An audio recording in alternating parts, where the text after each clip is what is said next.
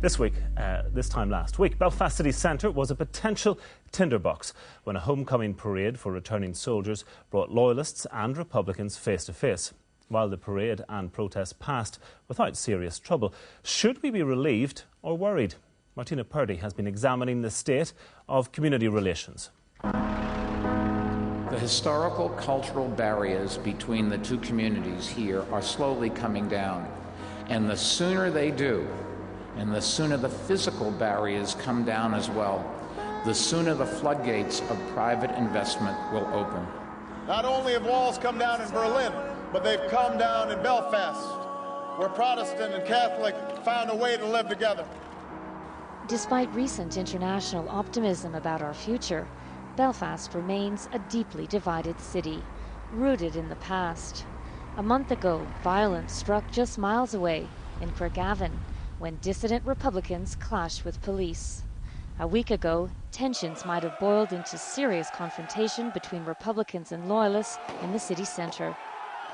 And just days ago, a riot did erupt between the two sides at an East Belfast interface. So just how fragile is the peace? I went to the heart of Belfast interfaces to test the mood. Hello. Newton Arts Road, please.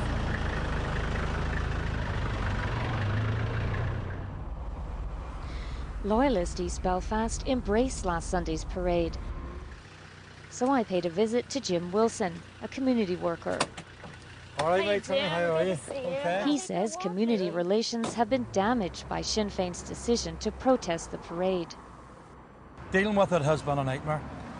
So is it knocked the heart out of you, really, last week's demonstration? I would say more than the heart. It's really put me in a position where, after 18 to 20 years, I've a big question marks on my role and what I'm doing and what I'm trying to do.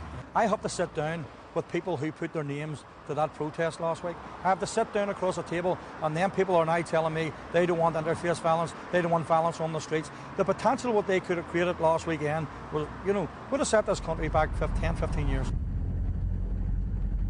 I then returned to the city centre to seek a second opinion from another Loyalist who works in North Belfast. Tommy Cheevers also feels like walking away, citing last weekend's protest as another slap in the face from Republicans. At the moment, cross-community dialogue and contact has basically broken down in a lot of the areas in which I work. More so, the mood of the wider unionist people would probably stop us, I believe, taking up more dialogue because of the energy invested in it, and we've really been set back years. This is Ardoyne Avenue coming up on the left now. Next, I headed to Ardoyne to see how Republicans were feeling. Hello, Brendan. Hello, good Martina. to see you. How are you? Well, what is the mood on the ground, Brendan, following last weekend's parade and counter-demonstration? Well, I think initially there's a big sense of relief that everything did pass off relatively peacefully.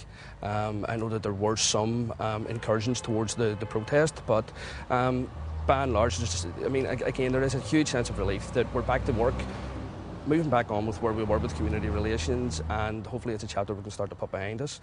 But do you accept that community relations have been set back by what happened last week? They'll only be set back if they're allowed to be set back. Next stop, Stormont, and a chat with Sinn Féin. What does it say about its role in the protest and the impact on community relations?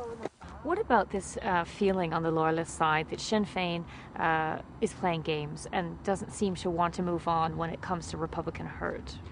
Well, there's no games being played. Again, the MOD are probably the ones who were playing games, and when in respect with Belfast City Council, 45% of the councillors in Belfast City Council opposed a civic reception, and yet we see the MOD a plan for a parade to march in the streets in Belfast. Now, who was playing games? We have to ask, and I think what we have to ask the MOD, why did they go ahead with this for?